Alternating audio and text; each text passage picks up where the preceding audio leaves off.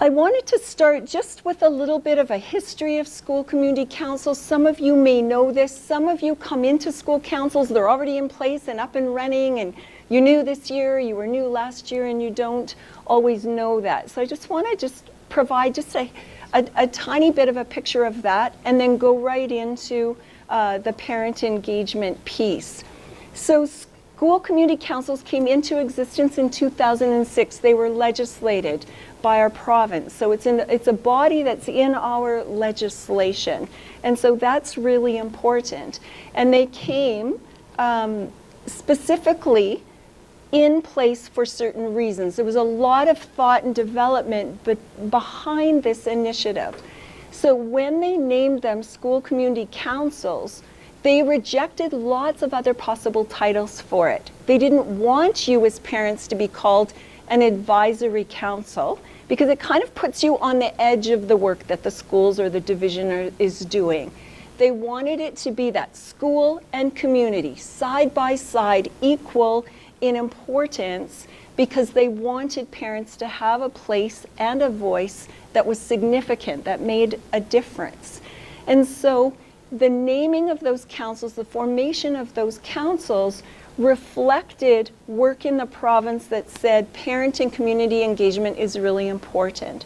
So about 2001, there was a task force on the role of the school. They looked at the literature, the research on parent and community engagement, and really supported what the research was saying. And so at that time, Michael Chimchak was at the University of Regina, wrote a report on School Plus. You've probably heard that term. And so they were really trying to foreground the importance of parents and community and local voice. It was a time when amalgamations were happening in our province too, and no one wanted to lose that important place parents had in shaping what was being done in schools. Of particular importance, when they talked about that parent and community engagement, was they wanted the engagement in the learning program. This isn't about hot dogs and plumbing anymore, right? They wanted parents to play a role, to have a voice in the very core work of what our schools do, and that's teaching and learning. And so it was a really important kind of development, and that led to this purpose. And it's interesting when I speak to school community councils, those councils who know what their mandate is, and those councils who don't know the mandate. We haven't always been good about talking about that and making that central. But the mandate of school community councils is shared responsibility. So shared responsibility for the learning success and well-being of our students. So again, as I said, putting those two things, school and home, side by side, and sharing the responsibility for that. So it's an acknowledgement that all of the things that you do as parents, when you read to your kids, when you get them to bed, when you feed them well, when you teach them values and all of that, that piece is your part of that responsibility towards our kids' learning and success. And so when Luke shares the results of the division are coming from the hard work of teachers and principals in schools, but they're also a reflection of all of your hard work as parents, all of those amazing things you do with your kids every day. You have shared responsibility in the achievement of those results too. So that's a really important thing to think about. So what does a school community council do? To share responsibility for the teaching and learning and well-being, and to have a voice in the improvement and planning process as well. So when the priorities are set for your division, when those plans are developed, the intention is that you have voice in that as you sit at your SCC tables or you participate as a parent in your communities, just as the staff or other members of this educational division do. Lots of school councils fundraise, right? Fundraising is not part of your mandate, and that's a surprise to people.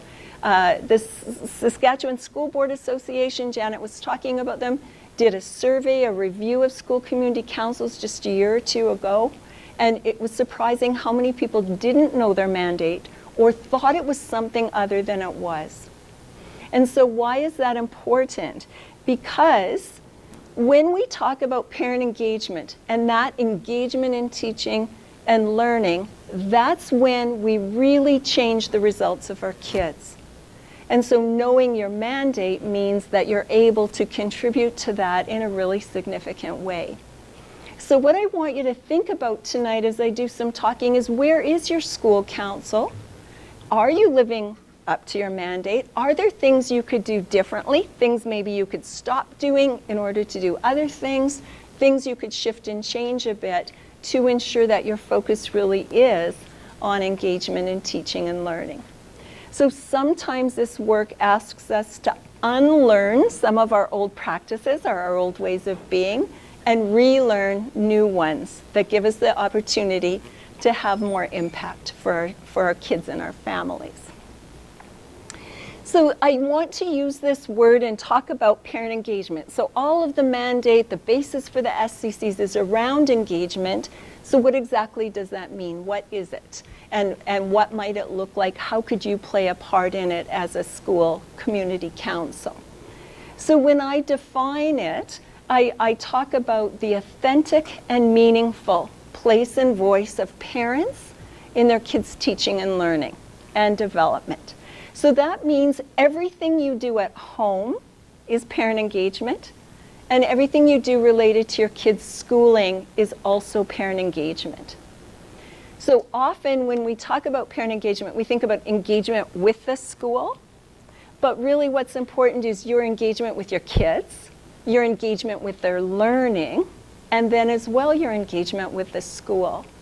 But again, the research is really clear in showing us that your engagement, when you read to your kids, you take them on trips, you put them in hockey and music and dance, and you take them to church and you do cultural activities, and you work on the farm and you work on the motor of the car and you work in the garden and you bake cookies, that is parent engagement. So some parents say, oh my gosh, I work a lot of hours, I'm not able to get to the school. That does not make you an unengaged parent, right? When you're doing those things, talking to your kids about what they want to be when they grow up, right? Talking to them about the book that they're reading, wondering how they solved that problem. All of those things are also parent engagement. And the research is showing those are the ones that really make a big impact for your kids. So really have to broaden that notion of what authentic and meaningful is. And then when we bring it into the school landscape, how can you play a role in the school that's authentic? It's the way that you are as a parent. We're not asking you to be a pretend teacher. And it's meaningful to you. There's a reason for you to be there. You're getting something out of it, right? So I think I used an example last night when my boys were in high school, a large high school in Saskatchewan. We got 5-minute parent-teacher conferences, right? And that's probably not unfamiliar for some of you, right? So I come in, I sit down, I say, hi, I'm Debbie, I'm Cohen's mom. You grab that sheet, you tell me if my child has all his assignments in, you tell me what his marks are, you tell me whether he's been attending, you tell me whether he's been respectful, and I'm out of there, right? Authentic and meaningful, right? I used to joke that if I met one of my kids' teachers on the street in Saskatoon, I probably wouldn't recognize them because I see them 5 minutes in 5 months, right? So how do we begin to challenge some of those things that we've always done in order to find new ways that give parents place and voice and impact our kids' results? That's really what we're trying to think about here. So I want to differentiate between engagement and other things that we sometimes mix up as being engagement, but aren't. So we often begin with information. Schools have newsletters, have social media, Facebook pages, Twitter accounts, flyers come home, there's handbooks and daybooks and all of those kinds of things. Information is often a place that takes a lot of our time and energy. But what we have to remember with information, it's hierarchical, right? Those of us who work in a school make some decisions. We share them with you through that information. So it's hierarchical. School's deciding, and it's one directional. It comes from us to you. And there's no engagement with that. There's no interaction. It's just information. Information's powerful. I'm not saying there's anything wrong with that, but it's not enough in and of itself, right? We need to keep going. So the next stage with that is involvement, right? Still hierarchical. We've decided some things that we want to do, things that need to be done, and now we're asking for your help. I'm going to take my class on a field trip. Could 3 of you come with me so we can divide the kids into groups? We're going to have a book fair. Could some of you work at the book fair? Could you take shifts at the book fair? Right? So we know what we want done. We've still decided it, those of us in the school, but we need your help to do it, right? So involvement, you can see there are things like fundraising, things like being an audience member or a spectator at your children's event, being an aide or an organizer of something, right? Those are the involvement activities. And that word involvement comes from a Latin word involvere, to co-opt or roll into. So as a school, when we're involving you, we're asking you to serve our agenda, right? So it's still not that shared responsibility, but we need your help, right? I was telling the principals today, I call these warm body activities because any capable person could do them whether you're a parent or not, right? My 3 kids are not yet parents. They could work in the canteen, they could work at the book fair, they could come on the field trip. They don't have parent knowledge. They don't know kids in teaching and learning the way you do. So that's the piece we're working toward. When we get to engagement, that's the difference. We're asking for parent knowledge to be used alongside teacher knowledge. We don't want it replaced. We want the very best teachers and principals in our schools we can possibly have. But we want that parent knowledge to inform us, to enrich it, to add to what we know. You know your kids in a way none of us who work in schools ever would, right? You have that knowledge. And so how does it add to decision making, thinking about curriculum, choices of literature, all of those kinds of pieces? So if you think of that word engagement then, the N part of that word means to make. Engage is to make a pledge. So when we're engaging with one another, we're coming side by side now, no more hierarchy. We're side by side. And we're making a pledge, a moral commitment to work together out of care and concern, right? We have that common shared interest in our kids and our families' well-being, and we're working on that together. So we're moving away from these kinds of involvement activities into things that touch on teaching and learning. When you see the mom sitting, her name's Mumina, she's in a pre-kindergarten classroom, and Mumina's from Bangladesh. She's playing with kids in the pre-K, and she's teaching them with the Lego blocks they're playing with, she's teaching them the words for the colors in her language, Bangla. She's teaching them to count to 5 in Bangla. So she's bringing her cultural knowledge, her background experience to enrich the learning and play in the classroom, right? So where she's coming as a parent, engaging as a parent, but bringing knowledge, right, into that environment that's going to enrich it. That would be an example of engagement, something different than fundraising or going on a field trip. We can go farther too. We can have parent leadership. I like Max Dupree's notion. He wrote in the 1980s about leadership. Tells you how old I am. And he had this concept of roving leadership. The notion that leadership falls to the people best able to lead at any point in time. Sometimes that's you as parents, the ones best able to lead. So Vernon and his wife Jen were part of the school community council at Princess Alexandra in Saskatoon. And at that time, the school was about 97% Indigenous kids and families, but about 97% white teachers. And they had a great relationship. They were working well together. But the parents said, we'd love to see more culture, we'd love to see more Indigenous worldview in our school. And so they proposed to the staff that they develop the PD day for the teachers. And the teachers agreed. So they went on a bus to Whitecap First Nation, not too far from the city. They had an elder do some teaching about Indigenous worldview of family, Indigenous worldview of kids. They were taught some protocols. They participated in a sweat lodge ceremony. They sat together after and shared food in the circle and talked about, so how does what we've just lived and experienced change how we might work with your children at school? So the parents were the leaders in that moment.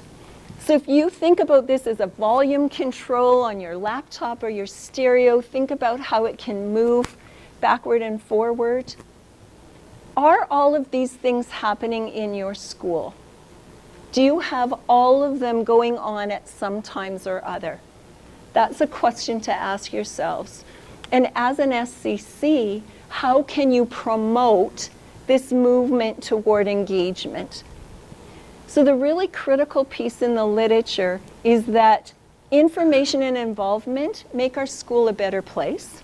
They enable things to happen that wouldn't otherwise, but they do not impact results. So you're putting time and energy in all of this and getting no bang for your buck. So how do you move it? How do you shift what your focus is to make sure that you're doing things that are engaging? Because that's where you're going to impact achievement, you're going to impact behavior, you're going to impact emotional and social outcomes as well. So that's where your work really starts to add up and to matter. So as I said earlier, when we think about parent engagement, we have to stop counting numbers at events, right? It's really easy to say, oh, well, we had a meet the teacher night and 80% of our families were there, or we had parent-teacher conferences and 65% of our families attended. And we often count engagement by bodies in the room. But how do we begin instead to not make it just about that they were present at the school, to saying, are they engaged in their children's teaching and learning? And so often things are happening we don't even know about them, right? So how do we find out? How do we know our community? How do we find out all the ways that they're engaged with their kids at home in promoting learning? And how do we connect that learning at home with the learning at school, right? So our classrooms reflect who our kids and families are, and the learning happening at school goes home to get enriched and extended there as well, right? That's the piece that's important. The research shows that of everything, the things you do as parents to create a sense that learning is important, that school matters, that I want you to do well. What subjects are you taking? How many credits do you have? Those are the things that have the ultimately most effect. Checking your kids' homework, signing the agenda book, having a regular time for them to do homework, those are not showing statistical significance in the research. So the things that we as teachers often promote aren't the things that actually make the most difference. It's that stuff that you do. So really important to think about how do we support parents to support their kids and their learning. And of course we want parent engagement on the school landscape. That's how we bring school and community, school and home together. So in this instance, one of the teachers at Scott Collegiate in Regina had been teaching the kids knife skills, various cooking skills, those kinds of things. And the kids then were invited to plan a recipe, plan a menu, and to invite a parent in to cook with them. So it was like bring a parent to work day, bring a parent to school day or something. So the kids had their parents, cookums, mushums, aunties, uncles, mums, dads, whoever was available come in. They showed them some of the things that they'd been learning and they cooked together. And so as they had those conversations about menus and budget and nutrition and all of those things, enriching both what was happening at home and enriching what was happening at school. So you can see the possibilities that happen when we bring home and school together. So we want that parent engagement in both of those places. So why? Why are we pushing this? Why are we saying this is so important? And it very much comes back to what the research is telling us. The Global Family Research Project in the United States, doing lots of research in this area, says that parent engagement is one of the strongest predictors of kid success in school, but in life, right? So the role you play as parents, the work you do as school community councils is hugely significant in how well your kids will do in those results that Luke was talking to us about, right? And like I said, we've poured money into lots of things, but we haven't yet attended to this in a systematic kind of way, the way that we need to see the potential impact here, I think. Caspe and Lopez, who do research with the Harvard Family School Project, say schools would have to spend $1,000 more per student to reap the same gains that they get from an engaged parent. You're worth a lot of money to the school division. Okay, that's why you got a nice dinner. So these things are important for us to know, right? Like to really think about. Every one of our schools in this division has untapped resources in all of you and in all of the other parents and community members. So how do we bring that to bear in times where resources are dwindling in some ways and accountabilities are high? How might we find the resources right within ourselves? So I want you to see this continuum. This was put together by the United States Department of Education, and it shows things that we do that have a low impact and things that we do that have a high impact. So if you can, I don't know, this might be too small, things that are low impact, celebrations, fundraisers, potlucks, performances, showcases, having parent resource rooms where there's information available. Those kinds of things are not having much impact on our kids' learning and well-being, right? So again, if you think about them, those are the involvement in the information items, right? Those are the things that are quite school-wide, quite removed from particular kids or particular families. When you look at the other end of it, home visits, positive phone calls home, classroom observations. I want to talk about that one a little bit more later. Parent help on learning projects. Those kinds of things are high impact. So the closer it is to a child, a group of kids, the closer it is to a family, and the more it's about learning, the more impact you're going to get. So again, think about then what could your school community council be doing so that that's where parents in your community are putting their energy, right? Again, thinking about what you do now, what kinds of shifts maybe could enhance that. So I've just got a few examples that I want to share, some that I think that have some great potential, and again, just throwing them out as ideas to get you thinking. This is one I learned about in Australia. They're doing something they call community conversations. To me, it's a lot like our Indigenous talking circles, but it has a flavor of its own as well. So in the picture, you can see circles of parents. So they've had this community conversation. They have parents grouped into smaller numbers so they can have a really good conversation. Someone in the group facilitates. Someone in the group records the kinds of things that parents and community members had to share. And so they can use that information for that school planning process, for the work of the school community council, and so on. And so the way they do theirs, a little bit different than a talking circle, but they do agenda clarification at the beginning. And that includes just talking to the group that it's a dialogue, that we have to be open to being unsure of where it might lead, that people speak one at a time, and that they're there to listen to others and to learn from them. So just like a talking circle, only one person speaks at a time, and it moves around the circle. There isn't a chance for rebuttal or saying, no, Luke, I disagree, right? Because everybody has a turn and others are listening. So in that way follows our talking circle protocol. This is sort of some of the parameters they put around it, and I think it's quite lovely. One of the parents asked last night if they could have a copy, and of course you can. I can share this with you. So it says, everyone speaks from the heart as well as the head. Everyone listens with curiosity and respect. Everyone challenges, not each other, but our own fondly held assumptions.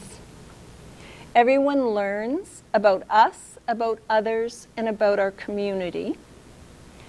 Everyone imagines possibilities and potentials for positive change.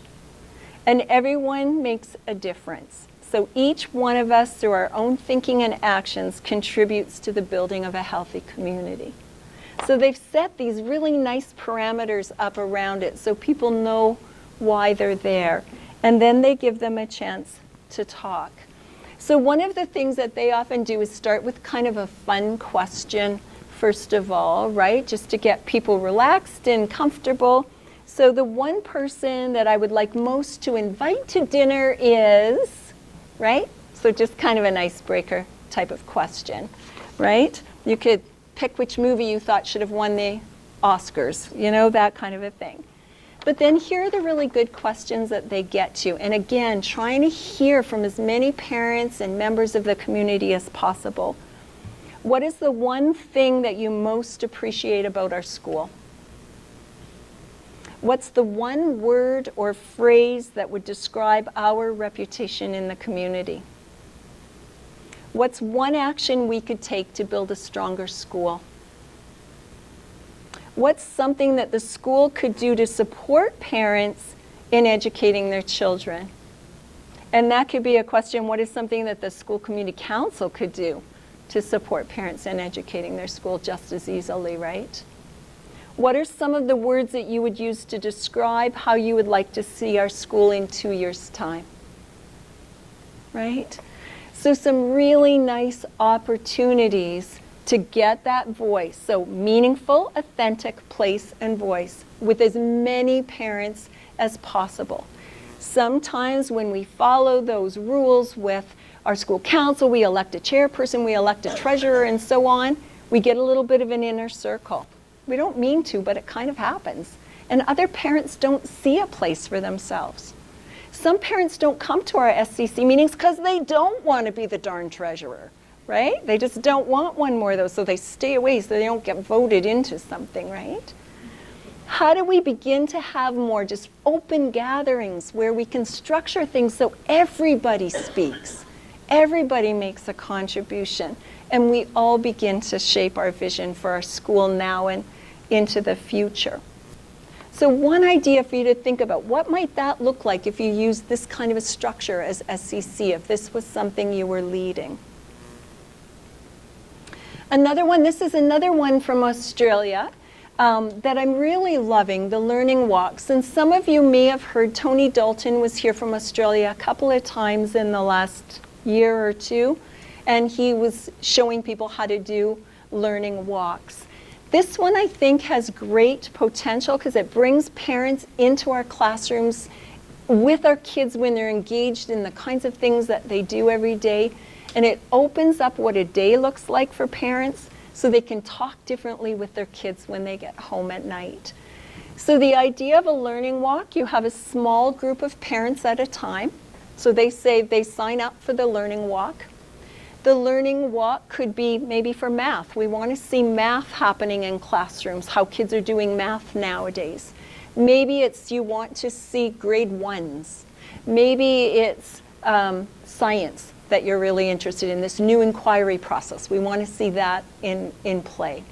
So whatever the focus, parents can say what they're interested in learning about, and learning walks can be created around those. Someone leads that learning walk. Often it's a school principal, it's a department head, it's a lead teacher, but it could also be members of our school community councils, I believe, as well. They've got a designated spot. They go into a classroom. The teacher, they've already pre-planned with the teacher a designated spot where they can go and stand. The teachers said, hey, I just want them to stand and watch, or it's okay for them to interact and talk with the kids while they're there. That's the teacher's decision on that. They're only in that classroom for 4 to 7 minutes. This is not an hour-long observation. They're there for just a short amount of time, and they're there and they're coached to watch the children, not the teacher, to look at the learning, to look at their kids. So often what happens when they first gather in the school, they're given iPads by whoever's facilitating, and they're asked, why are you here? Luke, what are you hoping to learn today? Why did you come to the learning walk? And so parents all form a question, a purpose. This is what I'm looking to see, or this is what I want to know more about. And they carry that question in their head as they go. We're in the classroom then, they can take that iPad and they can take a couple shots of things that they want to talk more about later, or something that really struck them they found interesting. So they go in, they do their first observation, they step out into the hallway and they have a quick hallway conversation. What surprised you? What caught your attention right away? What do you still have a question about? They do a little chat. They go into a second classroom. Same thing, hallway chat again, third classroom, and then they sit down together. And when they sit at the end, the facilitator says, show me 1 or 2 of the pictures you took and tell me what you want to talk about in relation to that. What are you wondering with that? Or what was your aha? How is what you saw today like your own education or really different from it? And so on, right? If you were to come back for another learning walk, what would you want to know next? So now these parents have been in these 3 classrooms and they go home. They are not going to say to their kids that night, how was school? Right? You're going to say, wow, that math stuff was phenomenal. Tell me about. Right? And now it's a real conversation. Parents learn curriculum, they learn expectations, they learn age-appropriate learning, they learn the language teachers use, that starts to make sense. Parents say to me all the time, so my child's report card said he's meeting expectations, but I have no idea what that means because I don't know what the expectations are in the first place, right? Or parents say, or teachers say your child's reading at grade level. What does a grade 3 book look like? How big should it be? How many pictures? How many words on a page? I don't know what grade 3 reading necessarily looks like. This opens all of that up. All of the things that are puzzling or unknown to parents become visible and become something they can talk about. So just a lot of possibility to bring, again, parents into the classroom to see the real life of their children there so then they can work with that at home, right? Just bridges that homeschool gap. One more we were doing with the systematic parent engagement research at Howard Code, we were doing a lot of parent forums. That was a format that we were using a lot. Kind of similar to a conversation maybe, but less structured. So lots of times when you think about, again, that the mandate of the SCC is to have input into the school plan, we would do things like just traveling brainstorms. Parents could move from table to table and add comments to different charts to provide input. We had interpreters, people could speak in their own languages, just comfortable to move around and make contributions without it being too formal or too threatening. So what are your hopes and dreams for your child? What are some things you would like to see the school do to support your family? What are some things you'd like the school to do to support you as a parent of children at the school? All kinds of different things. We had a forum where we asked them about reporting. What are the things you really want report cards and parent-teacher conferences to tell you? What do you want to get out of that? What formats work best for you, right? What is working for you? What isn't working for you? Those kinds of things. So again, opening it up, trying to be as inclusive as possible, making space for people whether they spoke English, didn't speak English, really trying to be representative of the diversity of the school. So again, a structure that could take the place of the SCC meetings that we currently have. Doing it in a different way in order to get more voice and more comfort level with some of our parents too, right? The focus being on teaching and learning. So I want to stop talking there, have you talk at your tables. What is happening in your school council right now? Talk about that, and then what could be, out of what you've heard, are you informing and involving, or are you engaging and leading? Have a talk about that. What are some possibilities that you see for the work of your school council going forward if you really want to hit that sweet spot where you're impacting student results? All right? So have a good conversation, and then we'll come back together in a few minutes, and I want to hear from you. All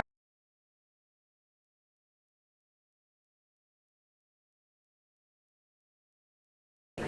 Thank you so much, everyone.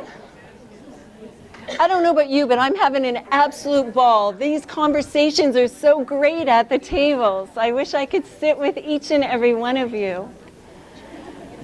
What I'd like to do, please, is invite comments, questions, wonders, ideas. What are some things that came up at your table that you want to throw out to the whole group and have us think about or reflect on? Volunteer to begin, please.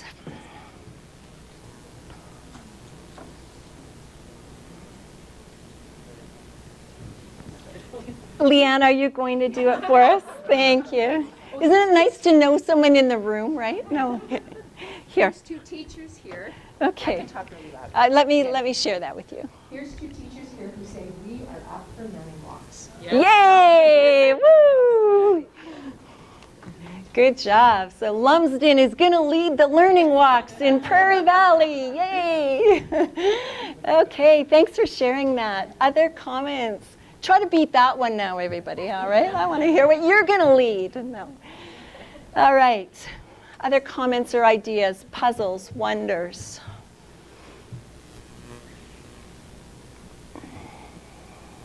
I have a wonder. Great, sure. I have a lot of wonders. Good, that's good. Is this like we hear a lot about additional pressures on teachers, Mm-hmm. and I guess how is this not that? Mm-hmm. If you can help me understand. Yeah, I think it's doing differently, not doing more, right? And so like I said, if you're going to take on something new, what are you giving up? Right? I'm not asking you to add something else. I'm going to say give something up or change it in order to do something that has more effect. And I also think we have literacy initiatives and numeracy initiatives. Parent engagement isn't just another pillar that we're adding in the lineup. It's the way we do literacy. It's the way we do numeracy, right? So by engaging our parents, we're working together towards that literacy initiative, those literacy outcomes. We're working together toward the math. Does that make sense? So it's our approach to the pillars we already have, not one more new thing to do.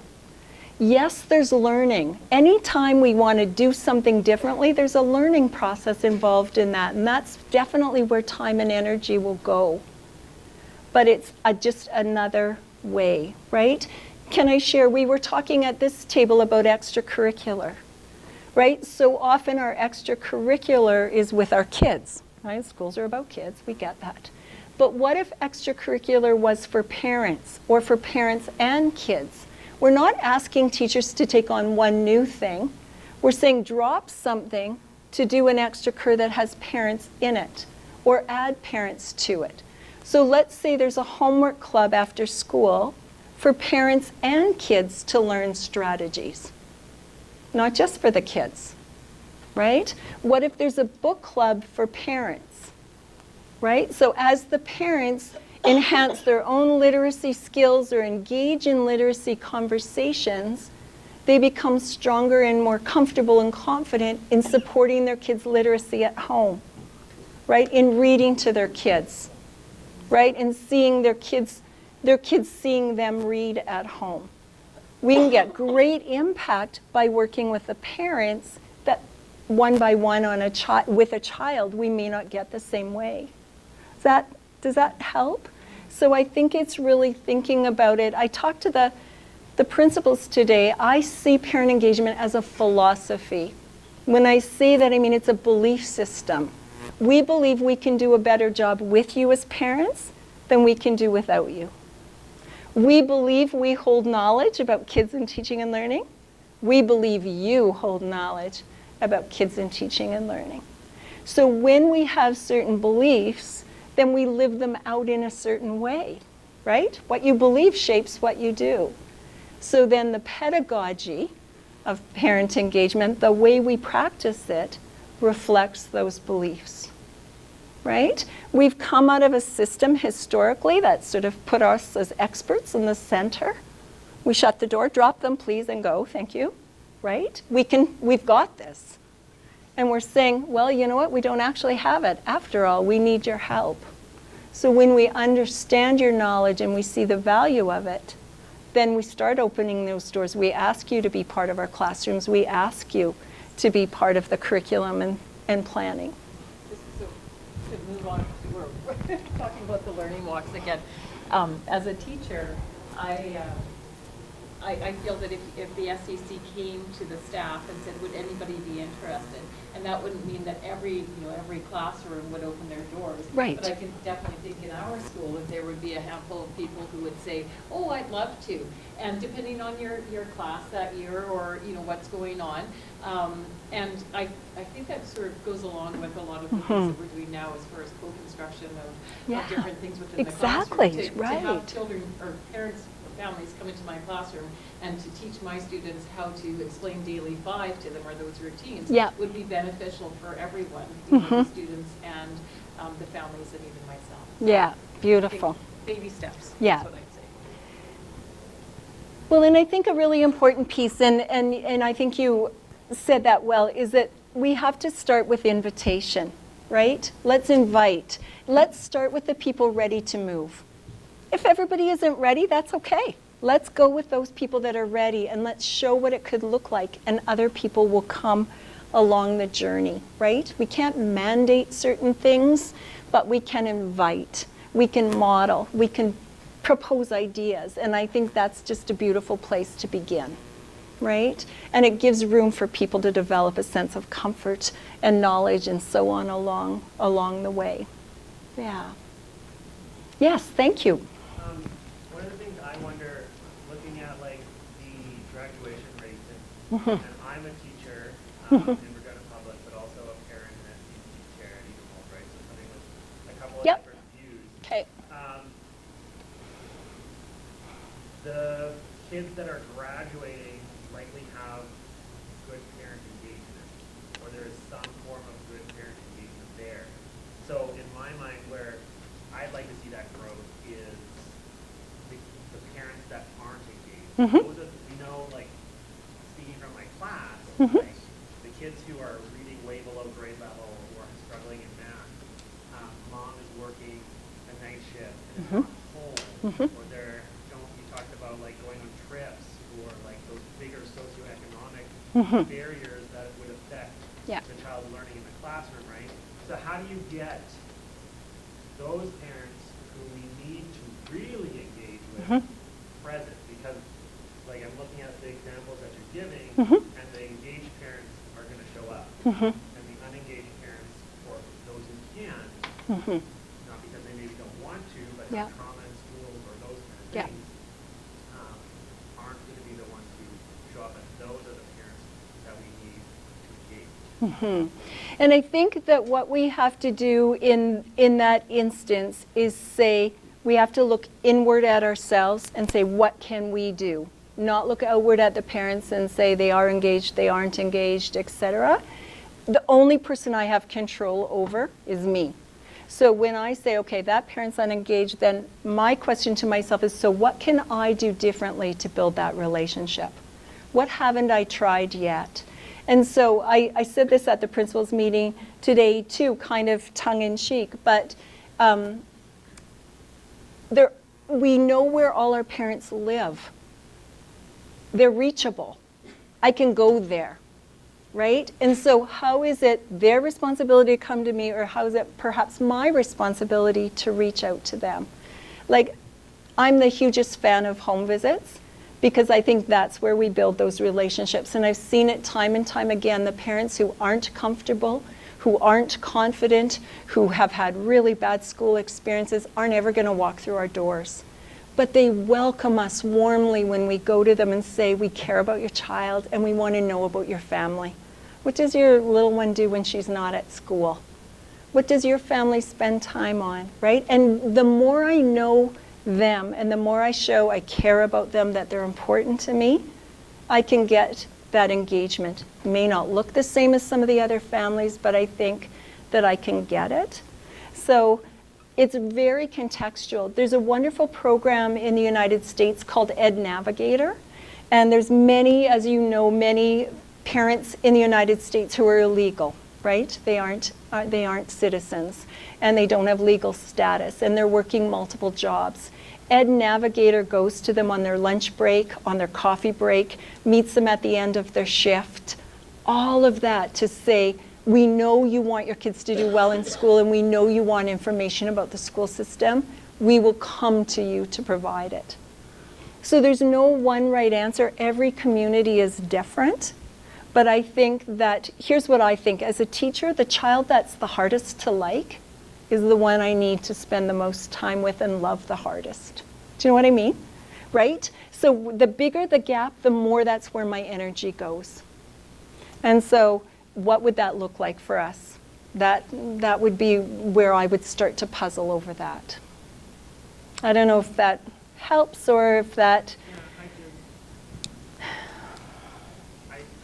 I struggle because our classrooms are in crisis Yep. right now. I know, Like, yeah. As a teacher, I have 31 kids in my classroom, right? Mm-hmm. And to do home visits, which I think are a great idea, Mm-hmm. is giving up a lot of extra time on Yeah. my as a teacher. Yeah. But then, how can we facilitate that support outside of the teachers' meeting? Yeah. Can we have, like you say, the home visits that are maybe another staff person who's making those connections, or helping us make those connections? Yeah. So it's not intensification. And I don't want to, I feel like I'm... No. I mean, I think we have to really be careful about intensification. It's our reality, and nobody wants our teachers to be worn out, right? We don't want that.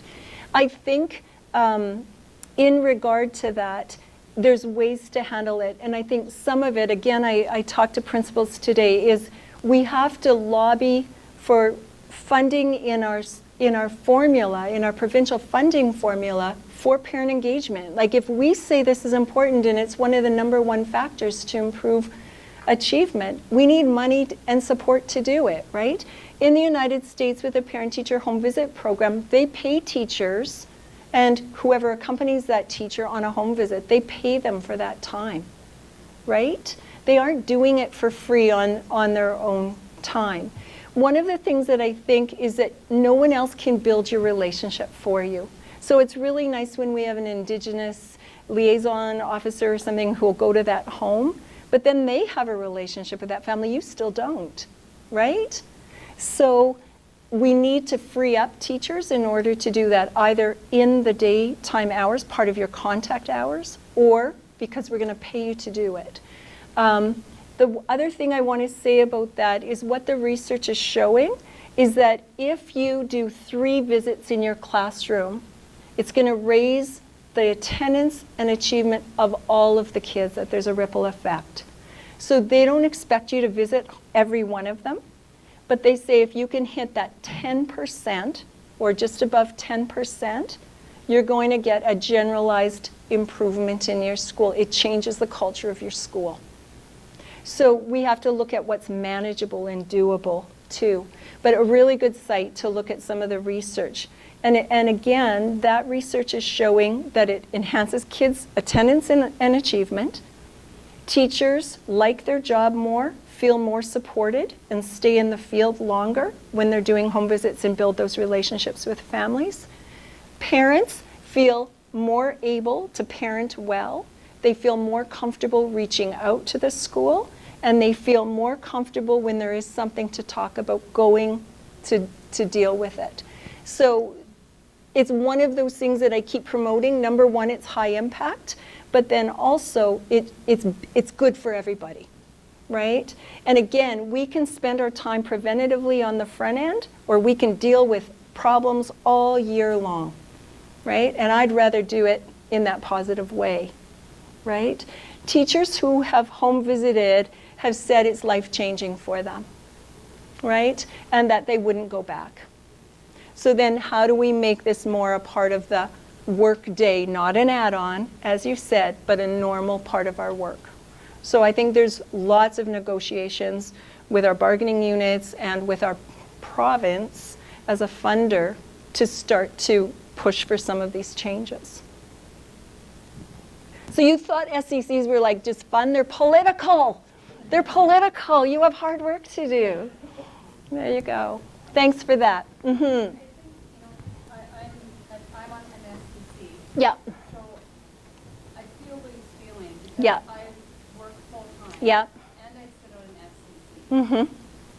And this is somewhat terrifying to me. Okay. Just because Yep. asking for too much engagement, because our backs are already against the wall. Mm-hmm. So I can't imagine being myself any more engaged. Mm-hmm. So by asking for others to become more engaged, is asking myself to be more engaged, and asking the staff at our school to be more engaged. So I hear what you're saying, because you're asking them, like, okay, let's find a different way for you to be engaged, myself to be engaged. And then we had trouble with just getting enough people in SCC to have a quorum. Mhm. Like, dancing around that. Mhm. And then our backs are against the wall, Mhm. where we're just like, at capacity for engagement ourselves. So we've done some things this year, like a backpack drop off, and I really feel like that's been successful. And, you know, we're talking about like how do we bring parents in?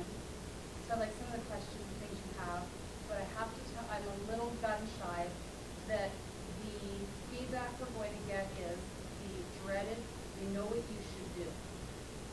And I don't do that. Mhm. Like I just cannot give my committee any more. Yeah. We are also tapped out because we're all working parents and we're all engaged. So we're in that school. We love on our staff and our teachers, and we are trying to help them with that burden. Mm-hmm. So how do you set it up that you're like a united front, Mm-hmm. and you're actually asking for them to become part of your united front, Mm-hmm. and not to work adversarially against? Mm-hmm. Like, I think it comes back to that idea that parent engagement is a philosophy. It's not an event. It's not an activity. It's not another thing to do. None of us need that. It's our way of thinking about our work with schools and with children, that we're stronger together than we are apart. You could never attend a school community council meeting in your life and be one of the most engaged parents in that community, because you're reading to your kids, because you're playing games, because you're talking to them about what courses they're selecting, right? You're discussing that novel that they're taking in school. That is just as much parent engagement. So school community councils are one very important role, but one way for engagement. And one of the, I think, most important things a school community council could do is build that web, right? We don't need that inner circle of 5 that carry the load for the entire community. We need there to be 50 or 500, right? So how could most of the energy of your SCC being on personal phone calls, personal invitations, door knocking? I know you guys live hundreds of miles from one another, but you know, I think in the city when we do lung association or cancer canvassing, right, we divide those wards into zones, and we each take a zone and we go to every single house and we knock on that door and we make a connection. There is no doubt that personal invitation and personal contact brings people out more than anything. When people believe they have a reason to be there in something to contribute, right? And so I think that's, we're putting our energy, the need to put our energy into something else. Some of it is just writing letters, having parents write letters and say, tell me all the things you do with your kids at home, tell me your hopes and dreams. It isn't coming to something else, it isn't doing something else, it isn't planning something else. It's just sharing that important information with the school so they can act on it, right? So we have to start thinking about it as a belief system, not an activity, right? And that's a big part of it.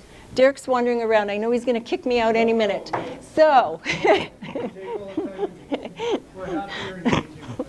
excuse me, I have a bit of a cold. Thanks for that. These are complex questions because I'm asking you to think differently. I'm asking you to see a vision that we haven't had in the past, right? And that's where the power and possibility lies. As creative as you can be are the possibilities, right? Again, remembering what is it we want and where are we going to get the impact. I said this to the principals today. Schools are busy places. Teacher workload intensification is real. The curriculum is heavy. There's not enough hours in a day. And yet I don't know one single school in your school division that said, you know what, we've stopped doing math. It's exhausting. It takes so much time. Like, do you know how much time I put into math every day?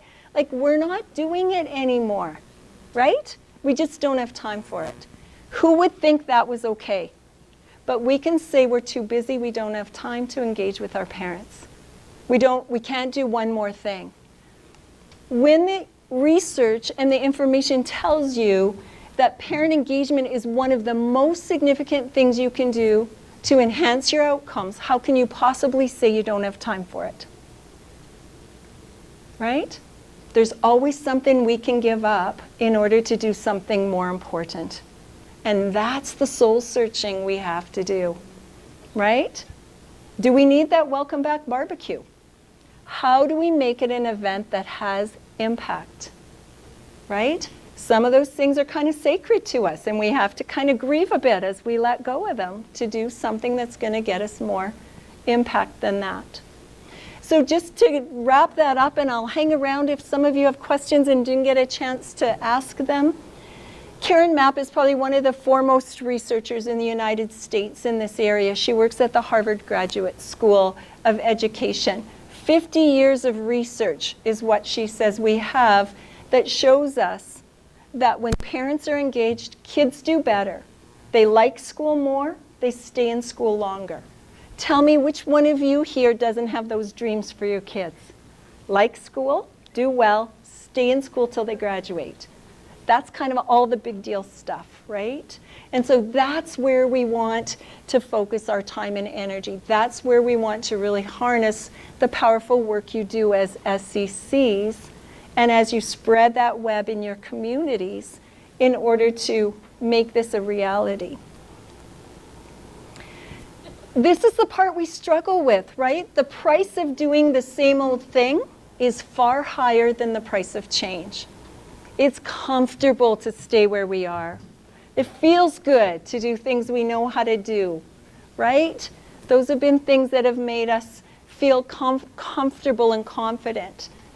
But we know, and you asked about our First Nations, our Indigenous kids, right? We aren't doing well enough. And the cost of staying the way we are is too high. Imagine if 50% of your kids are graduating, means 45% aren't. What if one of those 45% is your kid? How do you feel about that? Is staying the same good enough? It just isn't, right? We owe that to our kids and their families to keep doing better and to changing things in order to watch things go up. You have a strong division. You've got so many good strengths to build on. And it's just the power of this room to take it to that next place. So I know you're going to do great things, and I can't wait to watch and see. Leanne's going to tell me all about those learning walks, and I'm going to brag about you all over the province and the country and the world. So make sure you let us know all the good things that you are doing.